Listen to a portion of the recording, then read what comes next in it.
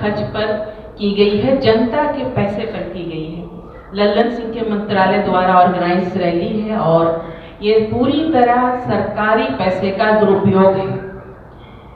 और हालांकि ये अगर देखा जाए तो ये एक सरकारी प्रोग्राम है मोदी जी का, मगर चूंकि ये इस तरह से दिखाया जा रहा है, इस तरह से डिजाइन किया गया है कि ये भाजपा का पार्टी का प्रोग्राम लग रहा है, पार्टी की रैली है, तो इस वजह से ये पूरी तरह से बिहार की जनता का दुरुपयोग है। और अब चूंकि इलेक्शन नजदीक है तो मोदी जी को अब बिहार की याद बार बार आएगी और वो अपनी राजनीति गर्म करने के लिए बिहार आएंगे। बिहार की जनता को, जो सीधी सादी बिहार की जनता है, इसको बार बार जो है ठगने का काम करते हैं और झूठे वादे करने का काम करते हैं। तो ये मोदी जी से जवाब हम चाहते हैं कि सरकारी खर्च का जो दुरुपयोग है वो आप अपने प्रोग्राम में क्यों कर रहे हैं।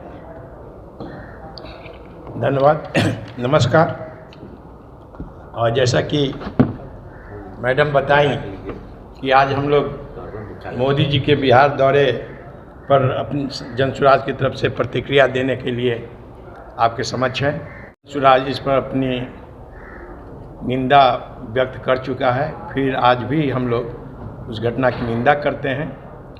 और मोदी जी हमारे सम्माननीय प्रधानमंत्री हैं, बिहार में आए हैं, जनसुराज की तरफ से हम सभी उनका स्वागत करते हैं। एक बात जो हम कहना चाहते हैं कि ये जो आज देश में जो वर्तमान परिस्थिति है और जो पहलगाम की घटना घटी है, वैसी स्थिति में यदि मोदी जी जैसा व्यक्ति, देश का जो प्रधानमंत्री हैं, यदि इस चुनावी दौरा से स्किप कर जाते, बचते, तो वो ज़्यादा स्वागत योग्य कदम होता, वो ज़्यादा अच्छी बात होती। क्योंकि यह कहने को तो सरकारी दौरा है, लेकिन है चुनावी दौरा और चुनावी घोषणा प्रारंभ हो चुका है। मोदी जी का समय समय पर हम लोग घोषणा सुनते रहे। पटना स्मार्ट सिटी के लिए भी चुना गया, कितना स्मार्ट सिटी पटना बना है वह सभी के सामने है। आज यदि बरसात के दिनों में पटना के किसी कॉलोनी में आप चले जाएं तो आपका सड़क और नली कहीं नहीं दिखाई देगा। इसको आप सभी लोग देख चुके हैं। आरा के चुनावी सभा में 2015 में जो मोदी जी ने घोषणाएं की थी, उसके बारे में आप सभी लोगों को भी जानकारी है। आज भी जो घोषणाएं हुई हैं या लोगों को जो भीड़ जुटाई गई है, वो भीड़ आवास के नाम पर, महिलाओं को कुछ लाभ देने के नाम पर भीड़ जुटाई गई हैं। बिहार सरकार महिला संवाद के नाम पर, अन्य योजनाओं के, सरकारी योजनाओं के नाम पर चुनावी खर्च का वो अपना बचा रही है, सरकार की राशि का दुरुपयोग कर रही है, जो कि उसके पार्टी के फंड से करना चाहिए। इसलिए मेरा आरोप है, ये जो सरकार आज योजना, ये जो सभा की है, वो बिहार के गरीब जनता की राशि का दुरुपयोग किया गया है। और ऐसा होने से अच्छा होता कि 11 वर्ष से प्रधानमंत्री जी भी नीतीश कुमार के साथ काम कर रहे हैं। यदि हम शिक्षा के स्तर पर प्रधानमंत्री काम करते और घोषणा करते, और जैसा माननीय नीतीश जी ने मांग की थी कि पटना विश्वविद्यालय को केंद्रीय विद्यालय बनाया जाए, तो वो ज़्यादा अच्छा होता। बिहार में शिक्षा की स्तर में बहुत ही ज़्यादा ह्रास हुआ है। इसका आप एपरेंट जो देखेंगे परिणाम, तो वो आपको दिखाई देगा कि जुडिशियल अफसर्स का जो भी रिक्रूटमेंट होता है कमीशन से, बीपीएससी से, उसमें 80% से ज़्यादा अफसर्स यूपी के होते हैं। टीचर्स में हाल में जो बहाली हुई है, उसमें आप देखेंगे कि 50% से ज़्यादा यूपी के टीचर्स हैं। तो इससे तो स्पष्ट है कि हमारे शिक्षा का स्तर बहुत ही नीचा है, बहुत निम्न स्तर का है। इसे उठाने के लिए यदि भाजपा सरकार और डबल इंजन की सरकार काम करती तो बिहार के लिए ज़्यादा लाभकारी होता। लेकिन हम राजनीति कर रहे हैं और केवल राजनीति कर रहे हैं, और ये बात जनता को समझ में नहीं आ रही है। जनसुराज एक राजनीतिक दल नहीं है, जनसुराज एक सोच है। वो राजनीति में केवल भाग लेने के लिए नहीं आई है, जन स्वराज बिहार की जनता के भविष्य को बदलने आई है। इसलिए हमारा सोच है कि हम किसी भी पार्टी का, चाहे वो लालू जी की पार्टी हो, नीतीश जी की पार्टी हो, भाजपा हो, हम किसी की शिकायत नहीं करना चाहते हैं। हम बिहार को बनाना चाहते हैं, बिहार को बदलना चाहते हैं। इसलिए आप सभी के माध्यम से बिहार की जनता से अनुरोध करते हैं कि आप लोभ लुभावने नारे में नहीं आए। राजनेताओं में जो पेशागत, जिनकी राजनीति करना पेशा है, उनके बात में नहीं आए। एक बार आप जन स्वराज को मौका दें और जन स्वराज देखिए बिहार बदल पाता है कि नहीं पाता है। नीतीश जी 5 से 10 के बीच में बहुत अच्छा काम किए थे और जनता ने 2010 में उनको जो मौका दिया वो सही मौका दिया था, क्योंकि उनके काम के आधार पर था। लेकिन 2015 में जो जनता ने नीतीश जी को मौका दिया वो हमारा गलत डिसीजन था।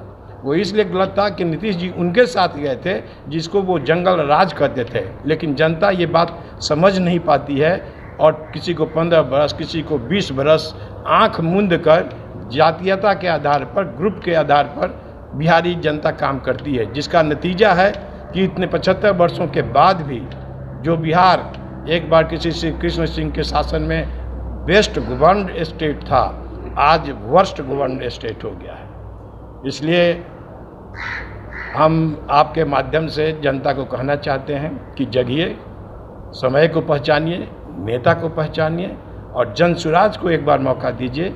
हम बिहार बदलेंगे, हम शासन व्यवस्था बदलेंगे और नई सोच के साथ हम आए हैं। आप एक मौका दीजिए। धन्यवाद। आए हैं उनका बहुत बहुत धन्यवाद। और जैसा कि सर ने कहा और मैम ने भी कहा, हम लोग यहाँ पर राजनीति को बदलने आए हैं और राजनीति का जो मूल मतलब है कि समाज के जो हितधारक हैं, स्टेक होल्डर हैं, उनके बातों को, उनके समस्याओं को उठाने का काम है। वही तो राजनीति है और वही प्रशांत जी कर रहे हैं। और बिहार में इसका महत्व और बढ़ जाता है क्योंकि बिहार में विपक्ष है ही नहीं। अगर आप चौथे से 5वीं कक्षा में भी जाते हैं, इलेक्शन को भूल जाइए, तो आपको रिपोर्ट कार्ड आपका देखना पड़ता है कि भाई आपने गणित में कैसा किया, आपने विज्ञान में कैसा किया। लेकिन बिहार की स्थिति इतनी खराब हो गई है कि चुनाव दर चुनाव लोग आते हैं, आपसे वोट मांगते हैं और चले जाते हैं, जवाबदेही कोई तय नहीं किया गया है। तो आज आदरणीय माननीय प्रधानमंत्री जी बिहार आए हैं, बिहार में भी मधुबनी आए हैं, तो उनका स्वागत है। जैसा कि सर ने कहा, जब पदयात्रा चल रही थी प्रशांत जी की मधुबनी में, तो मधुबनी में एक चाची से हमारी मुलाकात हुई और उन्होंने कहा कि बउआ, नेता के बड़ा खराब हालत बा। नेता जो है वो 4 साल गुड़ खाता है, एक बार कान छेदवाने आता है। तो वही बात है कि 4 साल गुड़ खाए हैं लोग, अब कान छेदवाने के लिए अभी आ रहे हैं। खैर, लोकतंत्र है, मोदी जी का बिल्कुल स्वागत है, प्रधानमंत्री हैं इस देश के, यहाँ पर आए हैं। लेकिन जो विपक्ष का काम है, जो असली राजनीति है, कि उनसे जवाबदेही तय करना, और वो जवाबदेही तय करना हम जैसे लोगों का काम है और मीडिया का भी काम है। मोदी जी के आज स्पीच को आप लोगों ने देखा होगा, तभी थोड़ा लेट आए हैं और कुछ लोग नहीं भी आ पाए हैं। उस स्पीच के बीच में एक फिल्म दिखाया गया। हम लोग के प्रधानमंत्री हैं तो हम लोग बहुत गंभीरता से उनकी बातों को लेते हैं। उस लघु फिल्म को देखने के बाद हम जो आप कह सकते हैं कि हमारी जो समझ बनी है कि कहीं ना कहीं ये कहना बिल्कुल गलत नहीं होगा कि उसमें कई बातें काल्पनिक लगी। जैसे आप सिनेमा घर में जाते हैं फिल्म देखने के लिए, तो लिख दिया जाता है पहले से ही कि इस फिल्म के इस सारे जो पात्र हैं वो काल्पनिक हैं और इसकी बातें भी काल्पनिक हैं। वो बातें काल्पनिक कैसे मुझे लगी वो आपके सामने रखना चाहते हैं। मोदी जी ने कहा उस स्पीच में, जो शॉर्ट फिल्म दिखाया गया है उनके मधुबनी विजिट पर, उन्होंने कहा कि भाई अगर भारत को विकसित होना है तो बिहार को समृद्ध होना बहुत जरूरी है। मतलब विकसित बिहार ही विकसित भारत का रास्ता आपको दिखा रहा है। तो अब मोदी जी से हम लोग का सवाल है, हम लोग के प्रधानमंत्री हैं, आदरणीय माननीय हैं, कि ये कैसा विकसित बिहार है जो 40 साल से, जिसमें 20 साल एनडीए की सरकार रही है, मल्टी डायमेंशनल पॉवर्टी इंडेक्स में गरीबी में सबसे ऊपर है। मतलब 52% लोग, हर दूसरा बिहारी के पास ना अच्छे खाने की व्यवस्था है, ना अच्छे शिक्षा की व्यवस्था, ना अच्छे स्वास्थ्य की व्यवस्था है। ये जनसुराज या प्रशांत जी का रिपोर्ट नहीं है, ये नीति आयोग का मल्टी डायमेंशनल पॉवर्टी इंडेक्स का रिपोर्ट है। ये कैसा राज्य है, ये कैसा विकसित राज्य है जिससे भारत विकसित होगा। अभी माननीय प्रधानमंत्री जी जेडी वैंस जो कि अमेरिका के वाइस प्रेसिडेंट हैं, वो आए थे। उनके बच्चों के साथ वो खेल रहे थे। हम लोग को भी अच्छा लगा उनके बच्चों का प्रेम देखकर। बिहार में हर दूसरा बच्चा स्टंटेड है, कुपोषित है, माल न्यूट्रिशन का शिकार है। तो ये कैसा विकसित बिहार है? ये सवाल पूछना चाहिए, क्योंकि लिए ये सरकार आज नहीं आई है।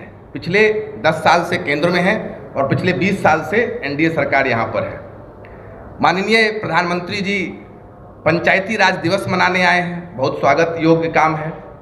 पीआरडी का डेटा है कि 2007-8 से 2020-21 जितना बिहार में खर्च किया गया, मात्र उसका 42% ही यूटिलाइजेशन सर्टिफिकेट इन्होंने जमा किया है। मतलब लगभग 42,000 करोड़ में 17,000 करोड़ का ही इन्होंने रिपोर्ट जमा किया है। तो माननीय बता रहे हैं कि बिहार के गांव को विकसित करना है।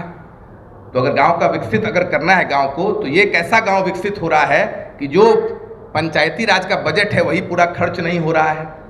माननीय 2015 में आरा से उन्होंने कहा कि बिहार को 1.25 लाख करोड़ का पैकेज, आप लोग सबको ध्यान होगा, प्रशांत जी हर प्रेस कॉन्फ्रेंस में कह रहे हैं कि 70,000 दे दें कि 80,000 दे दें। कितना हास्यास्पद बात है। लोगों का मजाक उड़ाने की तरह ये बात हुई कि 1 लाख दे दें कि 1.25 लाख दे दें। तो 1.25 लाख उन्होंने फाइनली दिया, तो वो पैसा कहाँ गया? अगर वो इन्होंने सरकारों को दी तो सरकार बताए, उसका ब्यौरा दे, एक्सपेंडिचर बताए कि उन्होंने कहाँ खर्च किया, और नहीं दिया तो भी बताएं।